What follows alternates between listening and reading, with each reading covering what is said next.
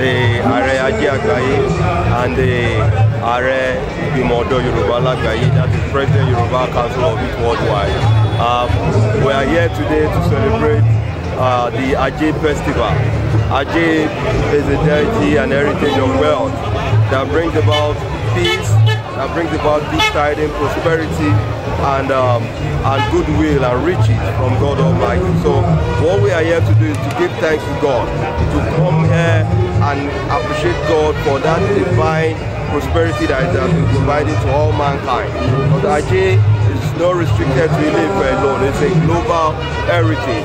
And we believe coming here today, Adeyeye has been able to provide us that template, that environment to celebrate the festival in grand style. And it's most important for us to appreciate Princess Toyin Kolade for also giving us that ample opportunity to celebrate today.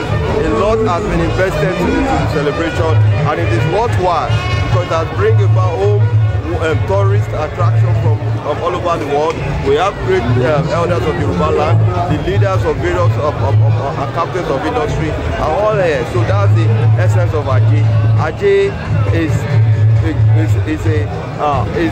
a means to appreciate God Almighty, and we have all come here to thank God for providing us with that prosperity.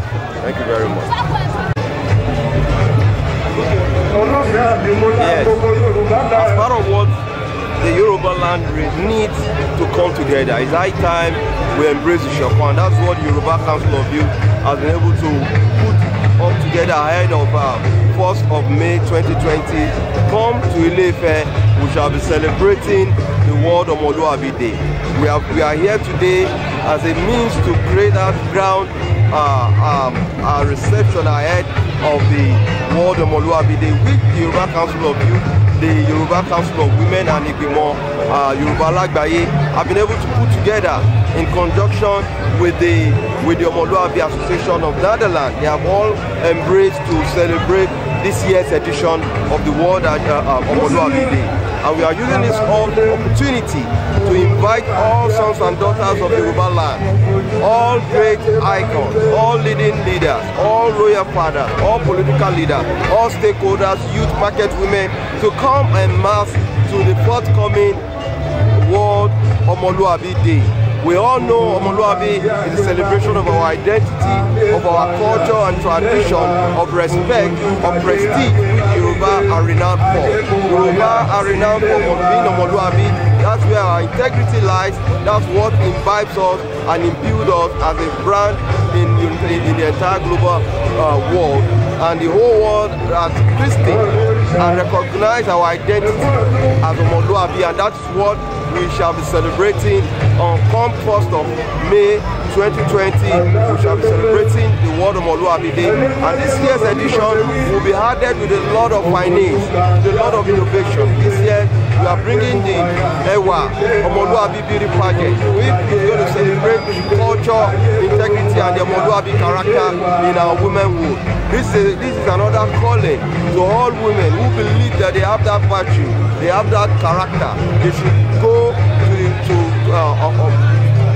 on our website www.yorubacouncilofyouth.org, www.yorubacouncilofyouth.org. You download the form, you get registered as a member of Yoruba Council of Youth, you get registered there. Also, this year's edition we also had the Omoluabi Football Championship. This is to bring together all the Yoruba states that we have in Nigeria, from Lagos to Ondo to Oyo, Ekiti, Ondo to Osun.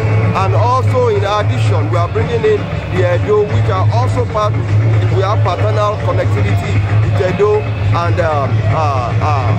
Delta, the Shekiri people. We also have our people in Kogi State. We have our people in Kwara, and we have the diaspora. These are going to be. It is going to be a knockout team play, and these are areas that we are planning to look inwardly to ensure that we build a robust program for this year's edition. We have tagged Ishokon Omoluabi. We hope to also unveil the Igbimo Apapo Yoruba Lagbaye. We hope to bring on board, that is the Yoruba Council of Women worldwide, in order to bring all Yorubas together. Once we have the youth, we have the women, and we have the elders, we have the complete nation. And that is why the essence of what we are doing is to require Ile-Ife as our source, as our home, and we shall be doing a whole lot in this regard this year. Come on, I'm inviting you as the President Yoruba Council of Youth Worldwide to this highly referred program, the World Omoluabi Day 2020, Tag Ishokon Omoluabi, 1st of May at the Ile-Ife, starting by 11 a.m. We will be expecting you. We shall all meet here by God's grace. Thank you and God bless.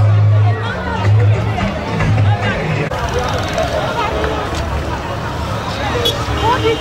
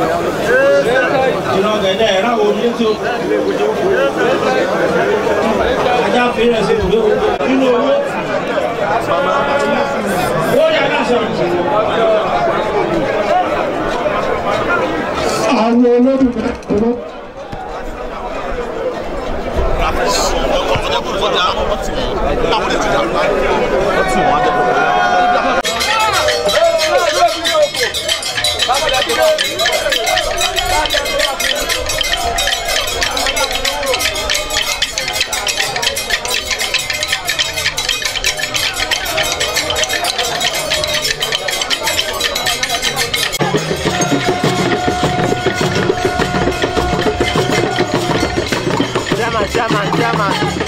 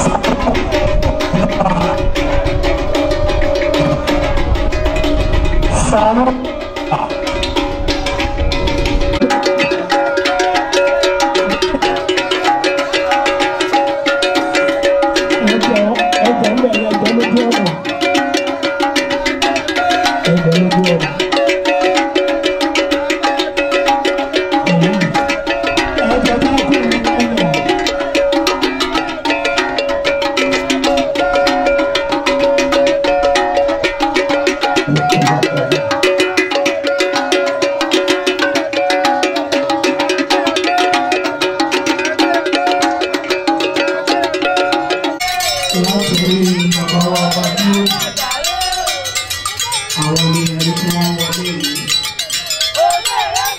ọba lóore lẹ́kọ̀ọ́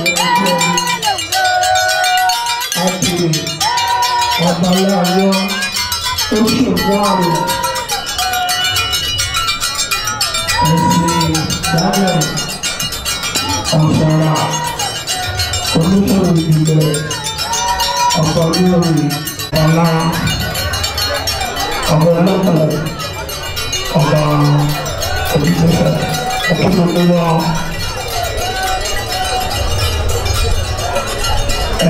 àìmọ́lá ń pè jáde ìwọ náà máa fọwọ́ kórí ẹ̀sọ́ pé jẹ́ ìrájọ́ lò àfọwọ́ kórí ẹ̀ ní orí mi jẹ́ ìrájọ́ lò máa sọ̀rọ̀ sọ́kórí mi jẹ́ ìrájọ́ lò orí mi jẹ́ ìrájọ́ lò wọ́n fà bọ́ òwúrọ̀ ẹgbẹ́ kò lójú ọ̀nà ẹgbẹ́ ìrájọ́ lọ́wọ́ má jẹ ilé ẹ lọ́rùn orí mi jẹ́ ìrájọ́ lò máa fọwọ́ kórí ẹ̀ bọ́ ṣe ń gbé gbàjẹ́ yẹn sọ́kórí orí mi jẹ́ ìrájọ́ lò orí mi jẹ́ ìrájọ́ lò orí mi ṣe é wà lápò ẹ̀ ẹni tó máa tó àwọn tó pàṣẹ ẹni ọ̀sán àwọn ẹlẹ́dùnmẹ́rin lẹ́gbẹ́ èyí tí bàbá wà ṣàmà àwọn àpẹẹrẹ dáhùn àwọn àpẹẹrẹ dáhùn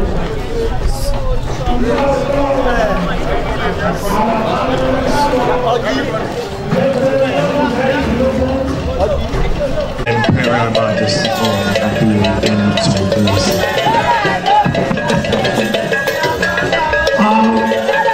Ẹjọ́ àti ọ̀dà tiwa tiẹ̀ ẹ̀yẹ máa ṣàdúrà ọba lẹ́sìn ọ̀bàbálá ẹ̀yẹ máa ṣàdúrà ẹ̀yẹ máa ṣàdúrà orí mi jẹ́ ti ajé jẹun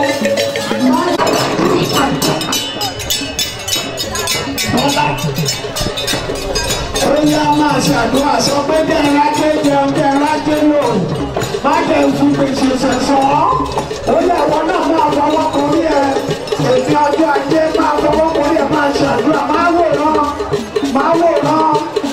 wòran bó ṣọdún àbí ìjẹ́ ìṣe tẹ̀lé inú ẹ̀mí má jẹ́ fún gbèsè sẹ̀sọ́ má jẹ́ ń jẹ́ gbèsè ẹ̀jẹ̀ máa ṣàdúrà lásìkò yìí ó yẹ máa ṣe gbọ́wọ́ lórí ẹ̀ àwọn bàbá tí ń ṣe àdúrà ìwọ náà máa ṣàdúrà kí àṣẹ máa kó ṣé wọn lágbàjú gbọ́wọ́ lórí ẹ̀ orí mi jẹ́ rájé lò má jẹ́ ní àgbẹ̀pìn jẹ́ rájé jẹun ilé mi ọ̀nà mi jẹ́ máa rájé lò má jẹ́ gbèsè ó dàbí láàmú orí mi jẹ́ rájé lò orí mi jẹ́ rájé lò orí mi jẹ́ rájé kùsèrè ó yẹ kọ́wọ́ sórí ẹ̀ máa ṣàdúrà lásìkò tó wà ìyàdúrà mi tó máa ṣe máa rojọ́ ó ṣe dáná jẹ́ gbèsè orí mi jẹ́ rájé lò àti òkùnkùn sọ ó ní sọ ọmọdé tó fi ẹni ṣe rùpé ó bọ̀ ọ̀rọ̀ mi sọ̀rọ̀ àti orí mi jẹ́ rájé lò orí mi jẹ́ rájé lò. Àwọn olódùn mẹ́rìndínlógún àwọn nọ́mbọ̀ yìí èyí tí bàbá wa àràbà wa àgbáyé àràbà gbàmùgbàmù Ifá òdìrẹ lónìí o Ifá òdìrẹ lónìí o Ifá òdìrẹ lónìí o ṣàlẹ́ ní wọ́n ṣe oṣù lórí kó máa sọ̀nà nígbà èdè ní tiẹ̀ kó máa ṣe orí mi jẹ́ rájò lálẹ́ oúnjẹ máa ṣàdúrà orí mi kọ́ ilé ìgbà òṣà orí mi jẹ́ rájò lò.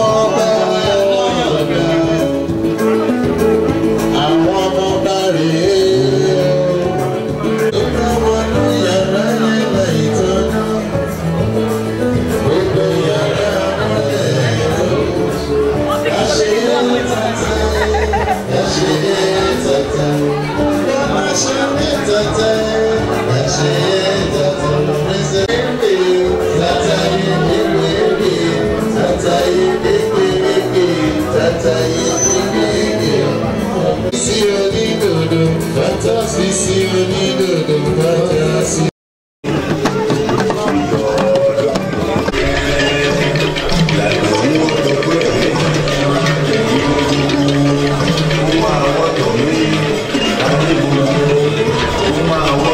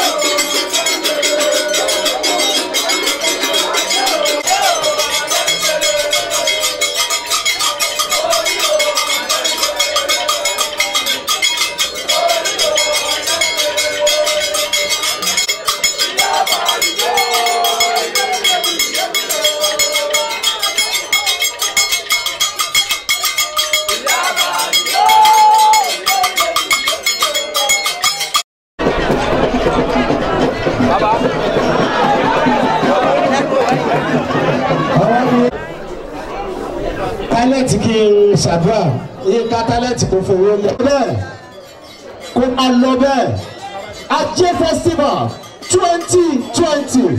ká bàbá ìráyè ká jẹ́. ẹ jọ má jẹ́ ká kánjú wọn pé àtàrí tá a bá ti ń gbajẹ́ yẹn jẹ́ ká máa lọ bẹ́ẹ̀ tá a bá ti ń gbajẹ́ yẹn má jẹ́ ká dúró Ajé wa ò ní dúró ẹ jẹ́ ká máa padà sẹ́yìn bẹ́ẹ̀ Ajé wa máa lọ bẹ́ẹ̀ ni tá a bá ti ń gbà ẹ jẹ́ ká máa sún mẹ́yìn bẹ́ẹ̀ ẹ jọ ẹ̀yin tí ẹ bá ti ń gbà ẹ ká máa sún mẹ́yìn.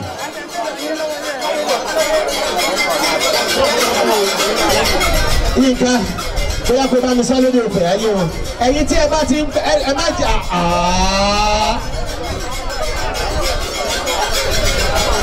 tí a bá ti ń gba ẹ jẹ́ ká máa sún mẹ́yìn ẹ jẹ́ ká wo tí olóòpá lórí ìjókòó àti àwọn kábíyèsí gbogbo tí wọ́n jẹ́ àwọn bàbá wa náà tí wọ́n jẹ́ ẹ jọ̀ọ́ tí ẹ bá ti ń gba jẹ́ yìí.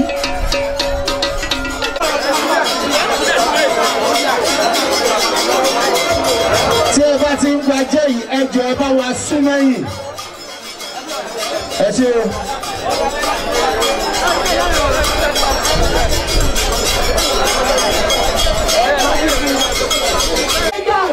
His Excellency